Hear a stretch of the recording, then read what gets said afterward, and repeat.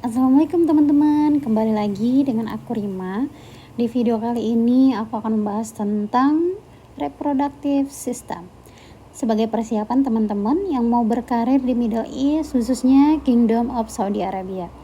Semoga teman-teman dapat insight dari materi kali ini. Aku doakan lulus prometric exam and get your Saudi Council with one shot. Amin ya.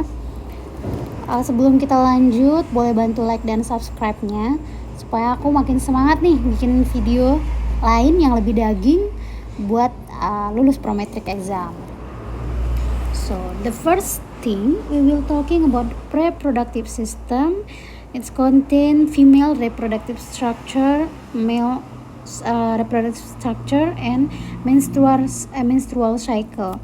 So for the female, it divide by two. The first one is internal and the second one is external.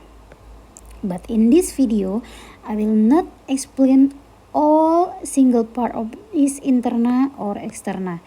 I just make the important one that I got find in the prometric exam question. So the first one we will talking about this ovaries. What is ovaries? Ovaries function is form and expel ova or sel telur ya. Second one, ovaries has function to secrete estrogen and progesterone. And the second one we should know about fallopian tubes. Muscular tube oviducts lying near the ovaries connected to the uterus. Tubes that propel the ova from the ovaries to the uterus. We will also need to know about this part of this fallopian. And second one is uterus. Uterus, muscular pear-shaped cavity in which the fetus develop. Cavity from menstruation occur. Okay, the fourth one we will talking about cervix. The internal os of the cervix open into the body of the uterine cavity. The cervical canal located between the internal os and external os. The external cervical os open into the vagina. And the important one also about this vagina. Muscular tube that extends from the cervix into the vaginal opening in the perineum, also known as birth canal. And you already know also is for pathway for menstrual blood flow, for penis, for intercourse, and for the fetus. That's only this one that important about this reproductive system for female. We will go for male. Male we will discuss about only three: penis, scrotum, prostate gland. Penis structure include the body or shape, gland penis, and urethra. Second, primary function include pathway for urination and the organ used for intercourse. Scrotum structure include the testes, epididymis, vas deferens. Normal temperature is slightly cooler than the body temperature. And prostate gland secrete a milky alkaline fluid, enhance sperm movement, and neutralize acidic vaginal secretion. Actually, about this reproductive system for male or female, I'm pretty sure that all of you as a midwife already know what is the function, what is the description, something like that. I am sure that you already know, but I'm just review so you can still remember about this one. Okay, next we will discuss about this menstrual cycle. This one also important. Why? Because when I take exam, I got maybe about 2 or 3 questions about this menstrual, about the hormones and about how long pace. Example, In ovulation phase, how many days? Something like that. So we will discuss about menstrual cycle. This is very important. You should remember and you should acknowledge about this one. So menstrual cycle. We will talking about the ovarian hormones first. Ovarian hormones released by the anterior pituitary gland include follicle stimulating hormone or FSH and luteinizing hormone or LH. This is, I think you already know in Indonesia, but in English you should remember this one. What is the statement? What is the how to make a sentence? Something like that. So you can answer the question. Second, the hormone produce changes in the ovaries and the endometrium. And the menstrual cycle, the regularly recurring physiological, change into the endometrium that culminate in its setting may vary length, with the average length about 28 days. And it's abnormal for a menstrual cycle, right? Everybody know.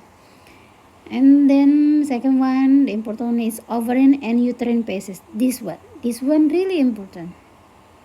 You should memorize.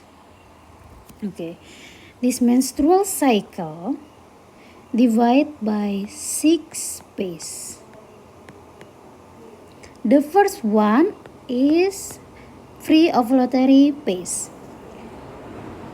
Hypothalamus release gonadotropin releasing hormone or GnRH through the portal system to the anterior pituitary system. And then secretion of follicle stimulating hormone FSH by the anterior lobe of the pituitary gland stimulates growth of follicle. So, in pre-ovulatory phase, this will stimulate growth of follicle. Okay, you got it? And then most follicle die, leaving one to mature into a large Graafian follicle. Remember, right? When we study in our college, that menstrual cycle, and then we will divide because this one there is a gonadotropin releasing hormone. You still remember about this one? Open your book again. But this is in English. But you should memorize in Bahasa first, then you can understand in English. Okay, and then estrogen produced by the follicle stimulate. So estrogen produce the produksi, okay? Increase secretion of luteinizing hormone by the anterior lobe of the pituitary gland. The follicle rupture and release an ovum into peritoneal cavity. Okay? Next. In luteal phase, this is the second one. Begin with ovulation. Body temperature decrease and then increase by 0.5 degree Fahrenheit to 1 degree Fahrenheit. This is also you should remember. Why? Because I got question about this one in the for what is that, family planning. Around the time of ovulation, corpus luteum is terbentuk from follicle cell that remain in the ovary after ovulation. Corpus luteum secretes estrogen and progesterone during remaining 14 days of follicle. Corpus luteum degenerates if the ovum is not fertilized and secretion of estrogen and progesterone declines.